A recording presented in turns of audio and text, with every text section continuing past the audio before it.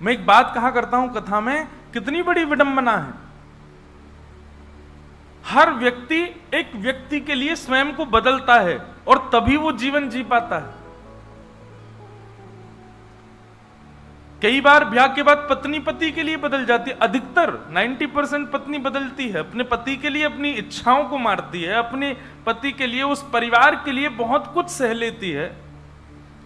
और कई बार पति भी बदलता है अपनी पत्नी के लिए, बच्चे बदलते हैं अपने माता पिता के लिए, माता पिता अपना चैन खो देते हैं बच्चों के लिए। माता पिता को सोना इतना पसंद है, लेकिन जब बालक हो जाते हैं सो ही नहीं पाते बेचारे, रात रात भर जगते रहते हैं। बदलते हैं अपने बच्चों के लिए बेचारे, अपनी इच्छाएं मारते हैं,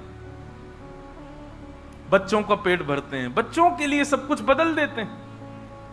ऐसे हर व्यक्ति बदलता है किसी ना किसी के लिए, लेकिन श्रेष्ठ बदलाव वो जो ठाकुर जी के लिए किया जाए, जो ठाकुर जी के लिए किया गया है। आज की विडंबना ऐसी हो गई है कि हम कलयुग के अनुरूप अपने आप को बदल रहे हैं। अगर कोई खा पी लेता है ना, तो आजकल ऐसा, पहले बहुत बड़ा अपराध माना जाता था, पर अब ऐसा हो गया है कि घर वाले कहते हैं कोई बात नहीं, समय के अनुसार बदलना चाहिए, बच्चों को कभी कभी खा पी लेना चाहिए। कैसे? आप कैसे कह सकते हो उनसे?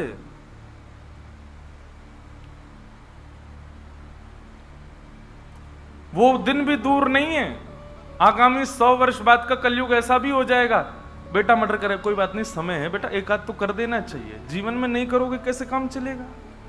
अरे तुमने लूटा नहीं उसको, उसको तो लूट लेना चाहिए तुमको। जब 100 वर्ष पहले के जीवन में खाना पीना पाप था, अब वो सामान्य होता जा रहा है। अभी आप लोग और मैं, हम इस 4 दीवारी में बैठे, हम लोगों के लिए बहुत बड़ी बात है, पर आप कॉर्पोरेट में जाकर के देखो, वहां तो बिल्कुल बड़ी बात नहीं है। वहां तो उसके लिए बुरा माना जाता है जो ये सब नहीं करता। कितना खतरनाक समय आने वाला है। बहुत बढ़िया समय में निपट जाएंगे हम आप सब लोग, क्योंकि इसके बाद का कलयुग बहुत खतरनाक होने वाला है, बहुत ही खतरनाक होगा। इसलिए भैया खूब भजन करो, खूब कथा सुनो, खूब अच्छे अच्छे कर्म करो, जगन्नाथपुरी वृंदावन खूब जाओ। कहीं दोबारा अगर इसके बाद अगर आप पृथ्वी पर आए तो वो समय देखोगे कि आप स्वयं सोचोगे क्या करें अब, इतना भयावह समय आने वाला है। तो जिन लोगों के वैष्णव होने पर यदि कोई व्यक्ति उपहास करता है, उस समय यही मान लेना चाहिए कि इसके भीतर का कलयुग चिढ़ रहा है मुझे देख करके, वो नहीं चाहता कि मैं वैष्णव बनूं, इसलिए मुझसे ऐसा कह पा रहा है। पर आपका नियम होना चाहिए, अपने उस कर्तव्य का त्याग मत करो। आप नहीं खाते प्याज लहसुन तो भूखे मर जाना, लेकिन खाना नहीं। अगर आप नहीं पान करते तो चाहे जीव कटवानी पड़ जाए, लेकिन करना नहीं। कैसे कैसे वैष्णव, हमारे गौड़िया वैष्णव संप्रदाय के भी कैसे ऐसे वैष्णव हुए।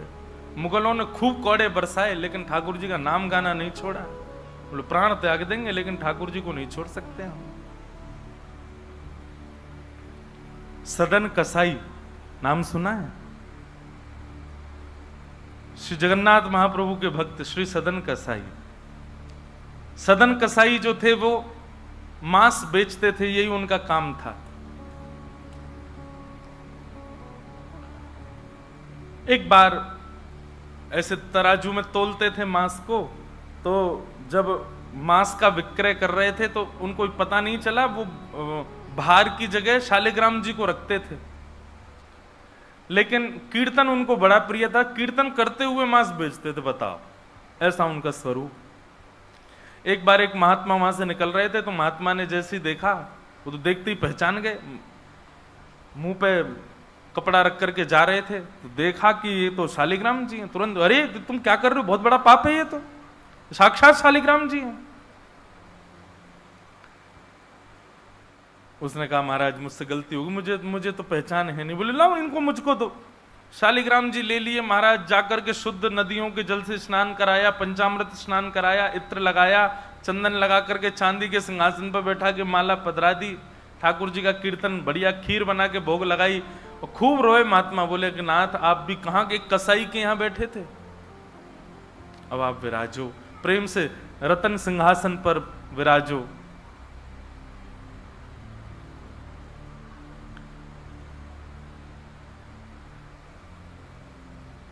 ठाकुर जी विराज गए।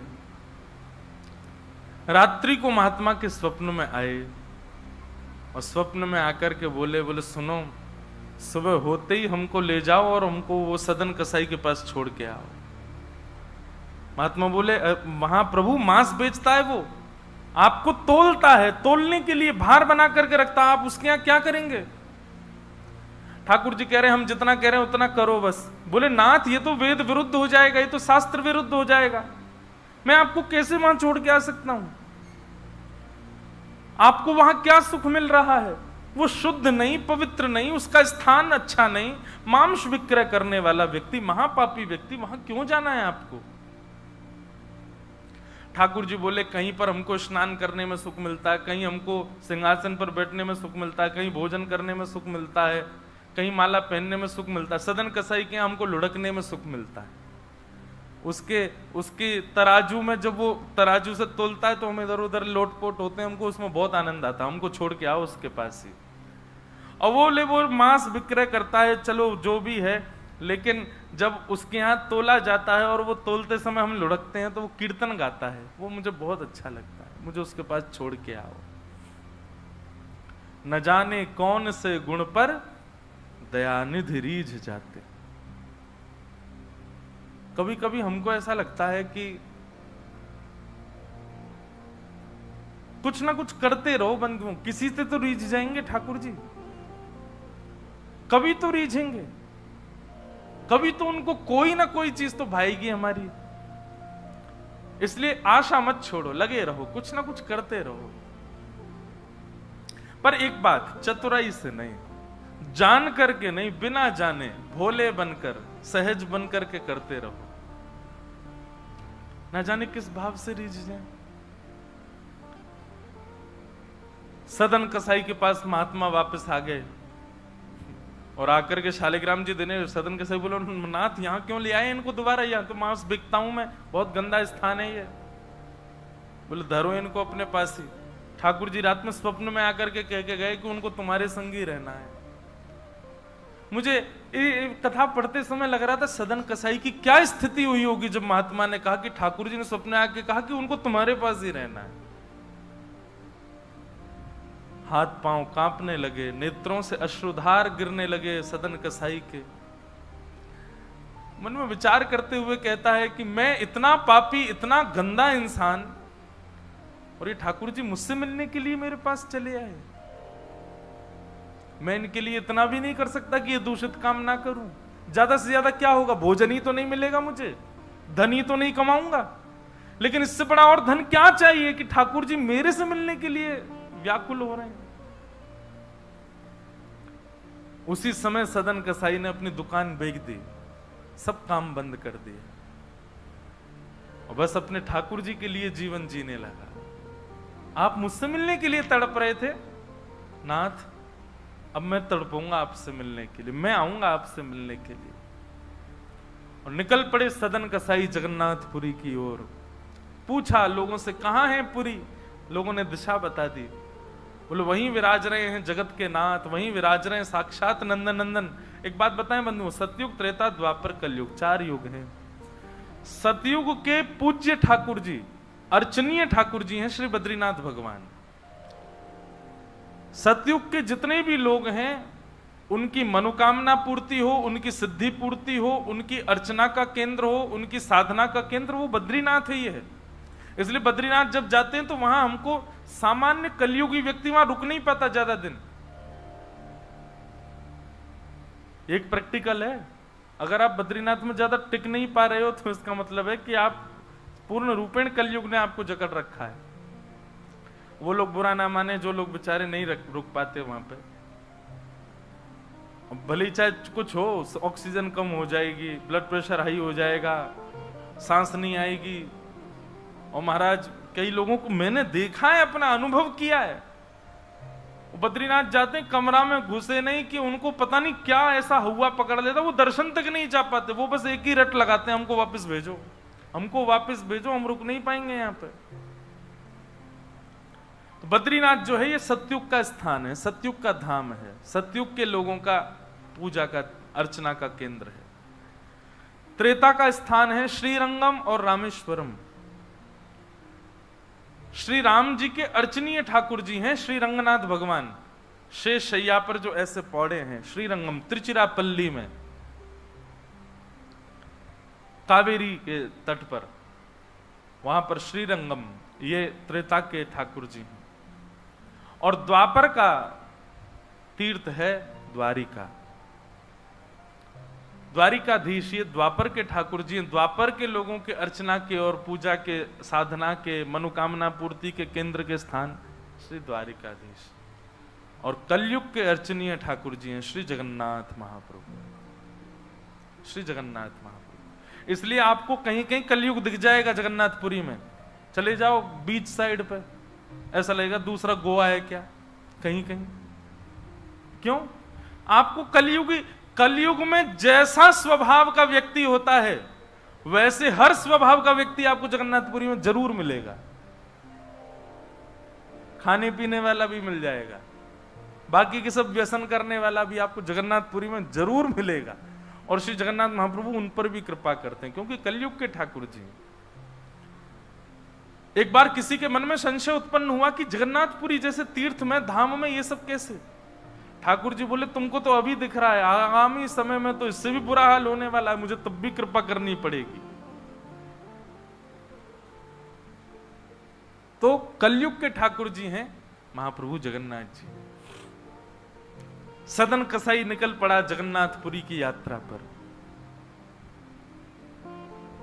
बस बार बार उसके मन में एक ही भावना आती है, आप मेरे से मिलने के लिए तड़पे थे, आप मेरे पास रहने के लिए तड़पे थे, मैं आऊंगा आपसे मिलने के लिए। और निकल पड़ा। कीर्तन की टोलियां जा रही हैं, वैष्णव जन नाचते गाते हुए जा रहे हैं। जैसे जैसे वैष्णवों की टोलियां और कीर्तन की टोलियां निकलती हुई देखे सदन कसाई, उसका मन हो कि मैं भी चला जाऊं। तो जो लोग पहचानते थे वो लोग कह देते थे, अरे कसाई है ये। तो सब लोग उसको कहते, भाई तुम हमसे दूर चलो, हमारी टोली में चलोगे, हमारे संग बैठ के खाओगे पियोगे, हम सब अपवित्र हो जाएंगे। जिस मार्ग पर सब लोग चल रहे हैं सदन कसाई उस मार्ग से उतर करके चल रहे हैं। कहीं मैं इस मार्ग पर चलूंगा, मेरे चलने से मार्ग अपवित्र हो जाएगा। और स्मरण कर रहे हैं महाप्रभु श्री जगन्नाथ जी का। चलते चलते बंधुओं, मुझे ऐसा लगता है आजकल तो ऐसे चित्र हो गए हैं, हम लोग कहीं भी दर्शन कर लेते हैं महाप्रभु जी का। उस काल की बात है जब चित्र भी नहीं होते थे, तो कई लोग तो पहली बार ही जगन्नाथ जी को देखते थे।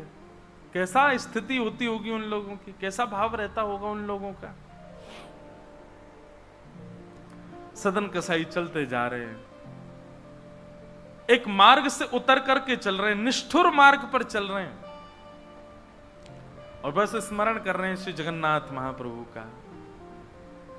चलते चलते चलते एक नगर में पहुंचे, रात्रि का समय हो गया, शाम का समय हो गया।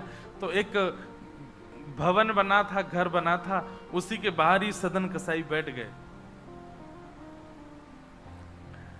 सदन कसाई का रूप बहुत सुंदर था, नेत्र, उनके केश, उनके मुख की आकृति, उनकी भुजाएं बहुत सुंदर थे। भले ही कसाई थे पर सुंदर थे। तो जिस भवन के बाहर बैठे वहां भवन की अंदर एक गृहिणी वो निकल करके बाहर आई और उसने जैसे ही सदन कसाई को देखा उसका मन आ गया उन्हीं के ऊपर। शाम का समय, सदन कसाई को लोभ देने लगी और उसने इशारा करके कहा कि भीतर आ जाओ। तो सदन कसाई ने उसकी ओर देखा और उनके मन में तो बस जगन्नाथ जी बैठे हैं, कोई ऐसा भाव तो दूषित था नहीं। उन्होंने इशारा कर दिया, कुछ इशारा किया और उस इशारे को उस कन्या ने, उस महिला ने ऐसा समझा कि मानो ये कहना चाह रहे हैं कि तुम भीतर जाके पहले अपने पति का वध करो, तब मैं रहूंगा तुम्हारे साथ। और बंधुओं एक बात बताएं, विषय जब माथे पर बहुत तीव्रता से चढ़ता है ना, वासना जब बहुत तीव्र चढ़ जाती है, तो व्यक्ति ये भी विचार नहीं करता मैं क्या कर रहा हूं। वो कितनी भी कथाएं सुन रहा हो, कितनी भी कथाओं में जा रहा हो, पर विषय जब उसके हृदय में होता है तो वो बिल्कुल विवेक शून्य हो जाता है।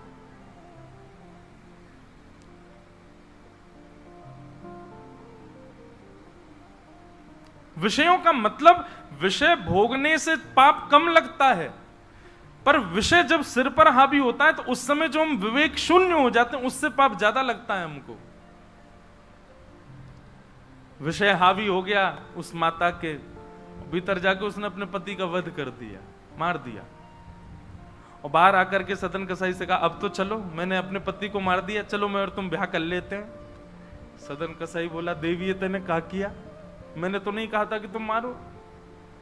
बोले हो तुम झूठ बोलते हो, तुमने ही तो कहा था कि उसका वध कर दो तब रहूंगा। अब तुम्हारे पास एक ही रास्ता, या तो मेरे साथ रहो, नहीं तो मैं सबको बता दूंगी कि तुमने मेरे पति को मरवाया है। पर जिनके हृदय में श्री ठाकुर जी विराजमान है, उनको अन्य किसी के लोभ की इच्छा नहीं होती। उन्होंने कहा ज्यादा से ज्यादा मार दोगी मुझको और क्या, बदनामी होगी, सब होगा, लेकिन मैं अपनी स्थिति से नहीं हट सकता। और उन्होंने अस्वीकार किया, और हुआ वही, उसने हल्ला मचा करके सबको इकट्ठा कर दिया, मेरे पति को इसने मरवा दिया और ये आदि आदि सब कर दिया। सदन कसाई को बंदी बना करके राजा के सामने प्रकट कर दिया। सब लोग आगे खिसक जाओ थोड़े थोड़े, पर कथा सुनना मत छोड़ो, कथा सुनते सुनते खिसक आओ। सब लोग बैठ जाओ, यहाँ आगे जितनी जगह बैठ जाओ, आ जाओ। हाँ खूब जगह है, आप लोगों को हम देखेंगे, बस नाक आज नार में बाम लगा लेना शाम। बैठ जाओ, देखो कितनी जगह हो गई पीछे। बोलो वृंदावन बिहारी लाल की। चल ना रहे हैं ऐसा लग रहा है। तो सदन कसाई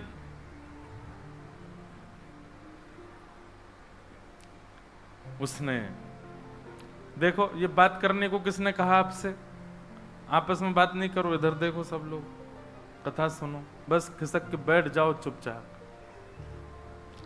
श्री जगन्नाथ महाप्रभु की। तो सदन कसाई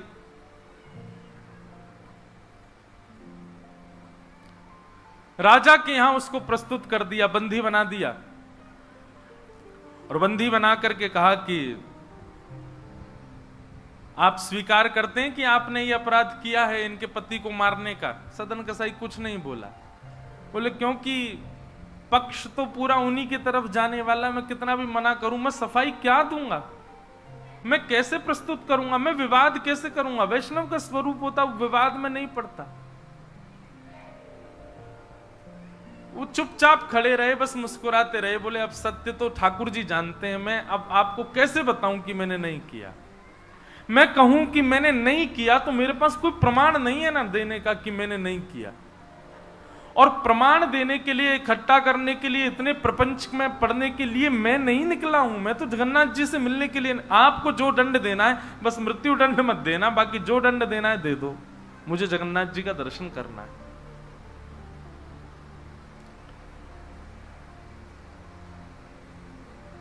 राजा ने सदन कसाई की बात तो मानी कि मृत्युदंड तो नहीं दिया, पर कहा कि जिन हाथों से तुमने उस व्यक्ति का वध किया उन हाथों को हम काट देंगे।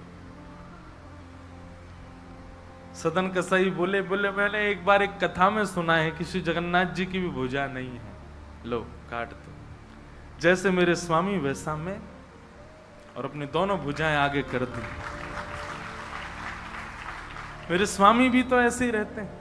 अच्छा एक बार की बात है, गोस्वामी तुलसीदास जी दर्शन करने गए जगन्नाथ जी का, और जैसे ही जगन्नाथ जी को देखा तुरंत नेत्र बंद कर लिए।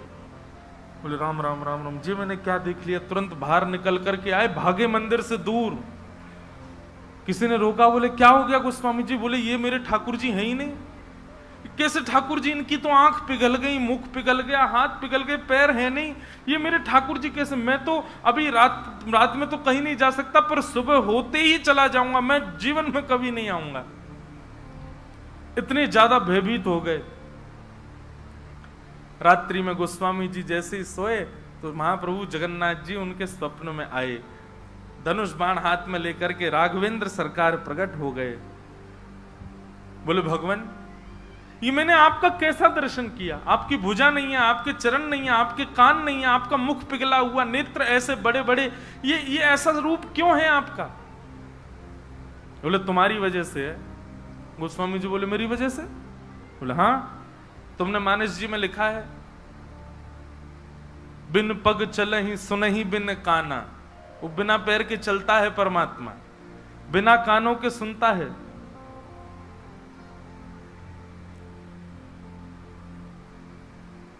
निज कृत कर्म करहु विधि नाना। बिना हस्त कमल के कई सारे काम कर देता है। अब आपके पास दो ही तरीके हैं, या तो हमारे इस रूप को स्वीकार करो, नहीं तो चौपाई को जाके मिटा दो मानस जी से। तब गोस्वामी जी को भेद पता चला। जय हो भगवान, क्षमा करो मुझे, मैं तो आपके रूप को जान ही नहीं पाया। तो अगले दिन दर्शन करने गए, तब वही रूप, बिन पग चलहि, बिना पैर के चलते हैं। और ऐसे कोई दुनिया का ठाकुर नहीं चलता जैसे जगन्नाथ जी चलते हैं। कोई भी ऐसा प्राचीन मंदिर आप बताओ जिसका ठाकुर निकल के बाहर आता हो, पूरे वैष्णवों के मेला के साथ में चल के जाता हो, एकमात्र श्री जगन्नाथ जी। और सुनो, आप लोग कभी दर्शन करना, श्री जगन्नाथ जी मंदिर में जाओगे तो जो गरुण स्तंभ है, जहां पर गरुण जी विराज, सब लोग गले मिलते हैं, वहां पर उस गरुण स्तंभ के पीछे भोग घर है ठाकुर जी का। ठाकुर जी का जो प्रसाद है वो वहां रखा जाता है, गरुण स्तंभ के पीछे। और श्री जगन्नाथ जी कहां बैठे हैं? भीतर गरुण स्तंभ वाला सभागृह, फिर उसके बाद एक सभागृह और है, फिर तीसरे गर्भगृह में वहां जगन्नाथ जी बैठे हैं। मतलब जगन्नाथ जी से और जगन्नाथ जी का जो भोग घर है, जहां पर भोग रखा जाता है, वो कितना दूर है? 1 2 3 तीसरी बेड़ी पार करके है। और आप कभी भी देखना, महाप्रसाद का भोग वहीं लगता है। ठाकुर जी को इतनी दूर रखा जाता है भोग, क्यों? बोले महाप्रसाद रखने के बाद में, और मंदिर जब बंद हो जाता है थोड़ी बहुत देर के लिए, हम खुला भी रहे, वैष्णव दर्शन करें, भोग घर का किवाड़ खोल देते हैं। इतनी दूर से ठाकुर जी कैसे भोग लगाते हैं? बोले आजान बाहु है ना, ऐसे भुजा करके ऐसे भोग लगाते ठाकुर जी, लंबी लंबी भुजाओं से, अपनी भुजाओं से भोग लगाते हैं। तो बिना हाथों के सब क्रिया कर रहे हैं, बिना कानों के सुन रहे हैं, बिना पैरों के चल रहे हैं। सदन कसाई ने अपने दोनों हाथ आगे किए और राजा के दूतों ने उनके हाथ काट दिए।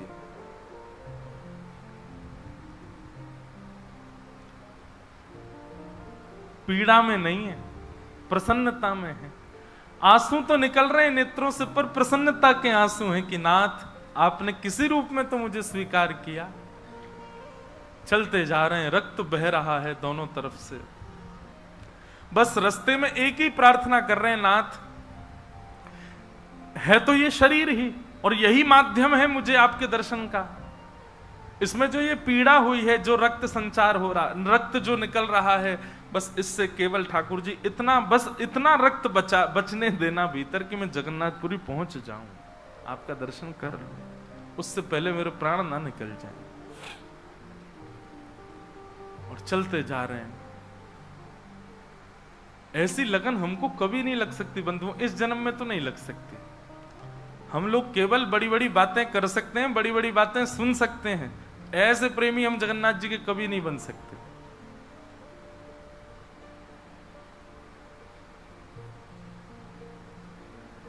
अरे हमारा कोई छोटा सा काम बिगड़ जाए तो हम जगन्नाथपुरी ना जाएं? अरे महाप्रभु जी ने तो मेरा ये काम बिगड़वा दिया। यहां तो हाथ पांव कटवा देते हैं वैष्णव ठाकुर जी से मिलने के लिए। सदन कसाई जैसे ही श्री क्षेत्र में उन्होंने प्रवेश किया, और जैसे ही प्रवेश किया ब्रह्म वेदी पर श्री जगन्नाथ जी झूमने लगे। पुजारियों ने जाकर के कहा, महाप्रभु जी आज्ञा करें, आप इतने प्रसन्न क्यों हैं? बोले मेरा एक भक्त आया है, वो बेचारा बहुत कष्ट में है, आप लोग तुरंत पालकी लेकर के जाइए और उसको लेकर के आइए यहां पर। पुजारी सब पालकी लेकर के दौड़े और पुरी में प्रवेश कर रहे वैष्णवों से पूछने, अरे भैया महाप्रभु जी का कोई भक्त आया है क्या? महाप्रभु जी ने पालकी भेजी है उसको ले जाने के लिए। महाप्रभु जी आज बड़े प्रसन्न हैं, उनका कोई परम वैष्णव भक्त आया है। तो सदन कसाई ने जैसे ये बात सुनी कि पुजारी हल्ला कर रहे हैं, कोई बहुत बड़ा भक्त आया है, महाप्रभु जी ने उसके लिए पालकी भेजी, तो सदन कसाई इतने खुश हो गए, बोले आज ठाकुर जी के दर्शन तो होंगे, उनके एक प्रिय भक्त के भी दर्शन हो जाएंगे, कितना मेरा सौभाग्य होगा।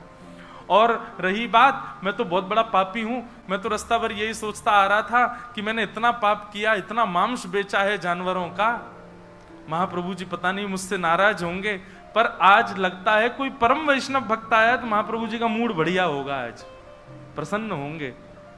तो प्रसन्न मुद्रा में ठाकुर जी बैठे होंगे, तब मैं दर्शन करूंगा तो मेरे सारे अपराधों को क्षमा कर देंगे। वहां तो भीड़ लग गई पालकी के पास में, बोले हम हैं परम भक्त, और वो सदन कसाई दूरी खड़े हैं, बोले इनमें से कोई होगा जो पालकी में बैठेगा, आज पहले उसको प्रणाम करूंगा फिर महाप्रभु जी को करूंगा। वहां तो इतनी भीड़ लग गई कि पंडा पुजारी पालकी लेके जान बचा के भागे वहां से, क्योंकि सबको लगता है कि हमसे बड़ा भक्त तो कोई है ही नहीं। पालकी खाली लौट करके आ गई। महाप्रभु जगन्नाथ जी बोले तुम खाली आ गए, लेके नहीं आए उनको? बोले भगवान आपके एक दो भक्त तो है नहीं, वहां तो हजारों भक्त, एक पालकी उसमें कितनों को बैठा के हैं, सब चढ़ने लगे। बोले हम हैं भक्त, हम हैं भक्त, आप कोई संकेत बताओ, आपके भक्त का कोई लक्षण। श्री जगन्नाथ प्रभु के नेत्रों सजल हो गए, बोले मेरी तरह उसके भी हाथ नहीं है, जो आया है वही है मेरा भक्त, उसको लेके आओ।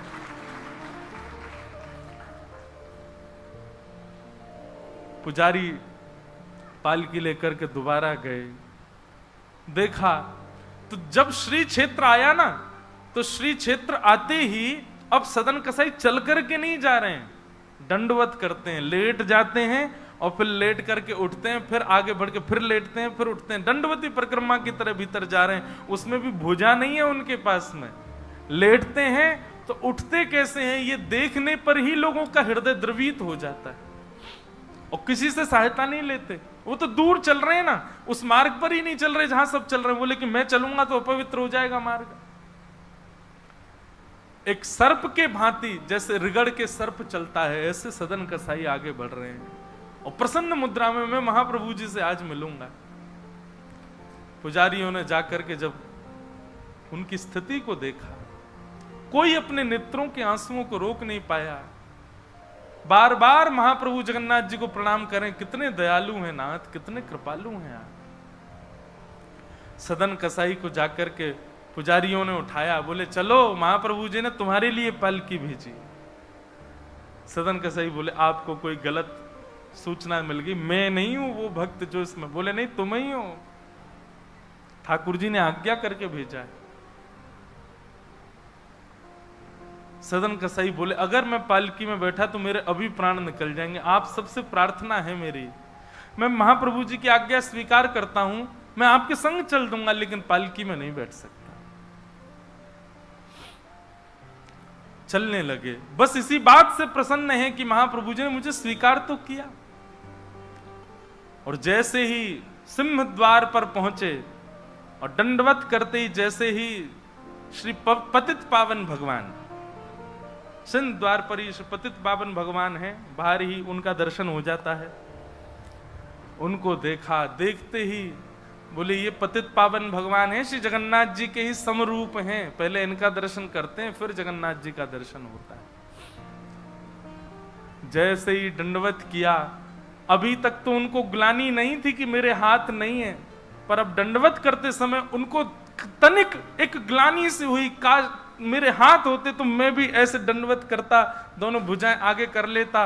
और इस भाव से जैसे जो शेष भुजा थे थोड़े से, उनको आगे करके रुदन करने लगे सदन कसाई। इतने में ही उनके भुजा निकल करके आ गई और ठाकुर जी ने भुजा प्रदान करके उनके दंडवत को स्वीकार किया। श्री जगन्नाथ महाप्रभु की। ऐसे महाबाहो, ऐसे हमारे महाप्रभु श्री जगन्नाथ, वो ये विचार नहीं करते हैं कि आप कौन हो, क्या हो। आज मुझे एक व्यक्ति ने एक प्रश्न लिख करके भेजा है। बोले महाराज जी, कल आप कथा में कह रहे थे कि ब्राह्मण कैसा भी क्यों ना हो उसको मारना नहीं चाहिए, ब्राह्मण कितना भी बड़ा अपराध ना कर ले उसको मृत्यु दंड नहीं देना चाहिए। आपने ये नहीं सुना था कि मैंने माताओं का नाम भी लिया था। अच्छा, दूसरी बात, आप ब्राह्मणों के पक्ष की बात होने पर इसको जातिवाद के रूप में क्यों ले लेते हैं? अभी सदन कसाई की कथा सुनी, वो एक महाकसाई जानवरों को मारे, उस पर महाप्रभु जी कृपा नहीं कर रहे हैं। आपने कर्माबाई की कथा नहीं सुनी, जो बिना नवे धुबे ठाकुर जी का भोग लगा देती है और श्री जगन्नाथ प्रभु दौड़े दौड़े जाते हैं उसकी प्रसादी पाने। आपने सबरी की कथा नहीं सुनी, जो झूठा भोग लगा देती है ठाकुर जी को। आपने रैदास की कथा नहीं सुनी। अगर जातिवाद की बात करो तो ये एक भी श्रेष्ठ जाति का नहीं है जिस पर ठाकुर जी कृपा कर रहे हैं। और रही बात, आप यदि ये कह रहे हैं कि ब्राह्मणों को ठाकुर जी क्यों छोड़ने को कह रहे हैं, कई बार ऐसा होता है कि पुलिस में भी बहुत सारी कैटेगरी होती हैं।